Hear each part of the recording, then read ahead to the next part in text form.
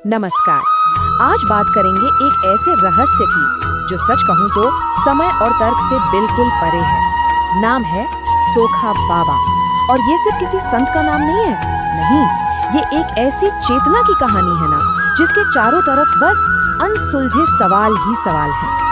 जरा सोचिए, एक ऐसी जगह के बारे में, एक ऐसा दरबार जिसके लिए लोग कहते हैं कि वहाँ तो खुद मौत, जी हाँ, मृत्यु भी आकर सिर झुकाती है।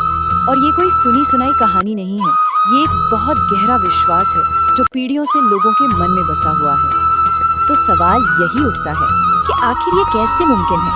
मतलब किसी इंसान या जगह में ऐसी क्या शक्ति हो सकती है जो जिंदगी की सबसे बड़ी सच्चाई, मतलब मौत, उसको भी चैलेंज कर दे।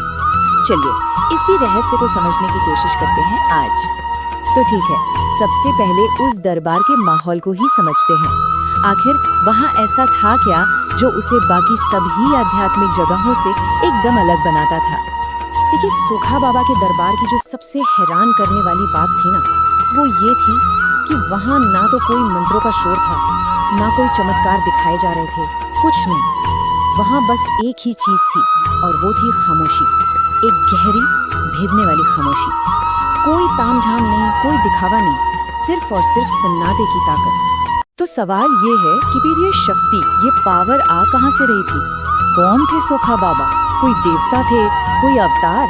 आइए देखते हैं कि जो लोक कथाएं हैं, जो मान्यताएं हैं, वो उनके बारे में क्या बताती हैं। एक बात साफ थी, सोखा बाबा ने खुद को कभी भगवान या अवतार ऐसा कुछ नहीं कहा। उनकी पहचान इस बात में नहीं थी कि वो कौन थे, बल्कि इस बात में थी कि उनकी मौजूदगी में होता क्या था।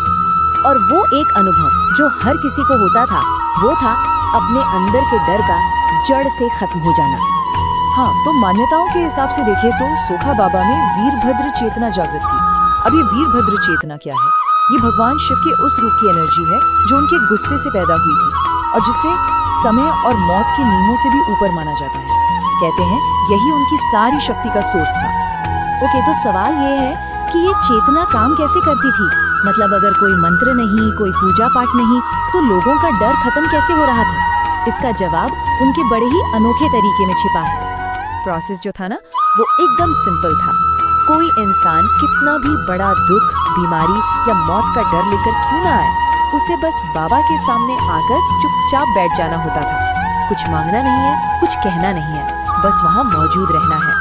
और फिर धीरे धीरे, बिना किसी बाहरी मदद के, उस इंसान के अंदर एक बदलाव महसूस होने लगता था।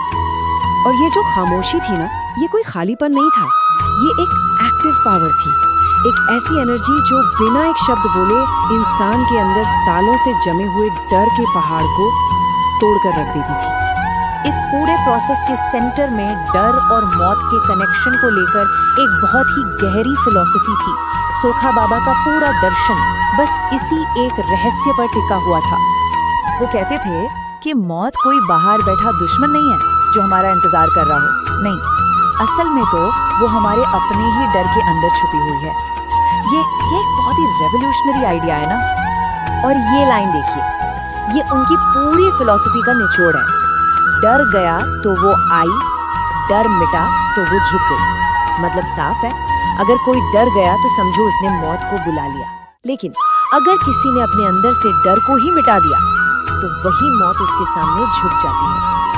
सारी पावर बाहर नहीं, अंदर है। और अब कहानी एक और भी ज्यादा मिस्टीरियस मोड़ लेती है। एक ऐसी चेतना जिसके जन्म के बारे में किसी को नहीं पता था, उसका अंत भी उतना ही रहस्यमय था। एक दिन उन्होंने अपने लोगों से बस इतना कहा। अब जरा ध्यान से सुनिएगा, उन्होंने ये नहीं कहा कि मैं शरीर छोड़ रहा हूँ या मर रहा हूँ, नहीं, उन्होंने कहा मैं जा नहीं रहा, बस दिखाई देना बंद कर रहा हूँ। और फिर ठीक वैसा ही हुआ।